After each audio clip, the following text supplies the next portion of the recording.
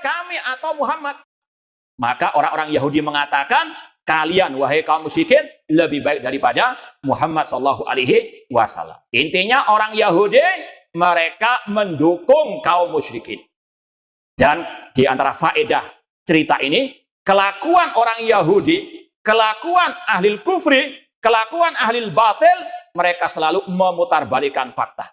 Yang hak dikatakan batil, yang batil dikatakan yang hak. Yang ahlul hak dikatakan ahlul batil dikatakan ahlul hak. Yang ahlul tauhid dikatakan ahlul batil, yang ahlul syirik dikatakan yang baik.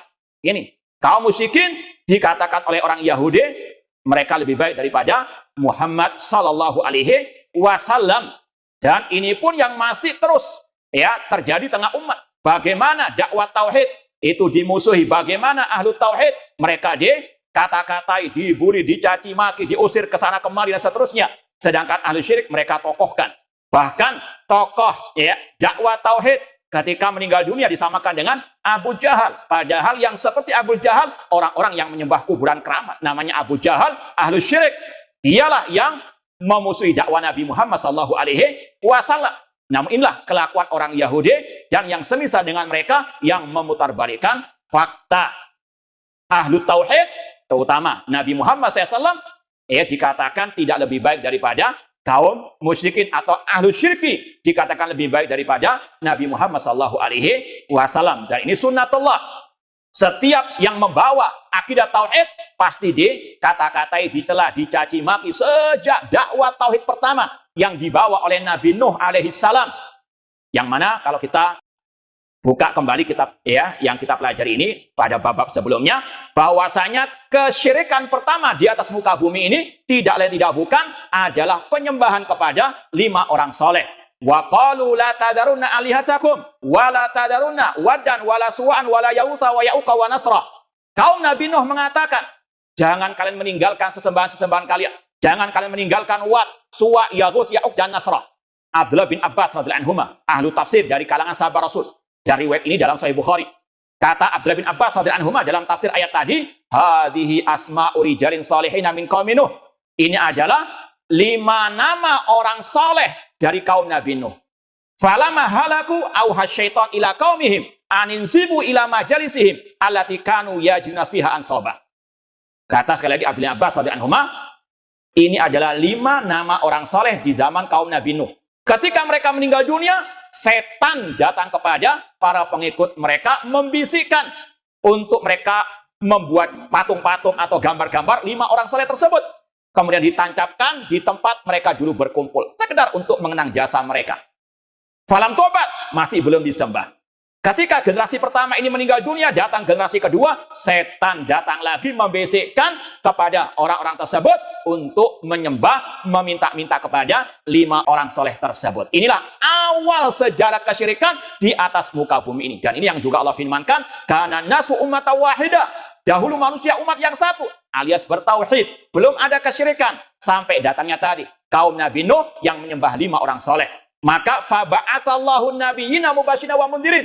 Lalu Allah pun mengutus para nabi, para rasul. Dan rasul pertama yang Allah utus, Nabi Nuh. Dan beliau Nabi Nuh, sebagaimana kata Allah, laqad arsalna Nuhan ila qaumihi faqala ya qaumi ibudullah ma lakum min ilahin ghairu. Sungguh kami telah mengutus Nabi Nuh kepada kaumnya. Beliau berkata, ya qaumi ibudullah, wahai kaumku ibadahilah Allah, ma lakum min ilahin ghairu. Sekali-kali kalian tidak memiliki sembahan yang hak kecuali Allah. Apa tanggapan kaum Nabi Nuh yang telah berkarat kesyirikan di dalam hati mereka, yang telah terbiasa menyembah 5 wali tersebut? Mereka mengatakan sebagaimana kata Allah dalam surat Al-A'raf, qalal mala'ul ladina min qaumihi inna lanaraka fi dhalalin mubin. Berkatalah tokoh-tokoh masyarakat atau agama dari kaum Nabi Nuh, bahwasanya kami melihat engkau wahai Nabi Nuh dalam kesesatan yang nyata. Nabi Nuh, rasul pertama, ketika mendakwakan tauhid dituduh sesat. Ini kelakuan kaum musyrikin, kelakuan kafirin, kelakuan orang yang mengikuti jejak mereka, memutarbalikkan fakta. Yang hak dikatakan batil, yang menyeru kepada tauhid yang murni, yang menyeru umat untuk beribadah hanya kepada Allah, dituduh sesat. Sedangkan yang berbuat syirik, diagung-agungkan, ditokohkan, na'udzubillahi min dzalik. Demikian pula pada kisah Nabi Hud alaihissalam. wa ila adin akhahum hudan qala ya qaumi ibudullah ma lakum min ilahin ghairuh. Dan kata Allah, kami mengutus Nabi Hud kepada kaum Ad.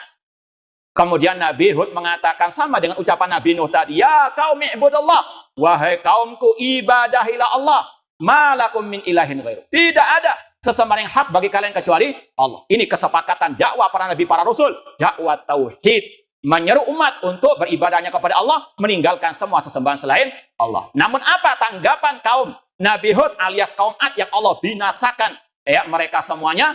Mereka mengatakan, qalal mala'ul ladzina kafaru min qaumihi inna lanaraka fi safahatin wa inna ladhunnuka minal kadzibin. Dan berkatalah orang-orang kafir dari kaum Nabi Hud, sesungguhnya kami melihatmu fi safaha, dalam kebodohan, dalam kedunguan. Ini Rasulullah Nabi Hud alaihissalam dituduh apa?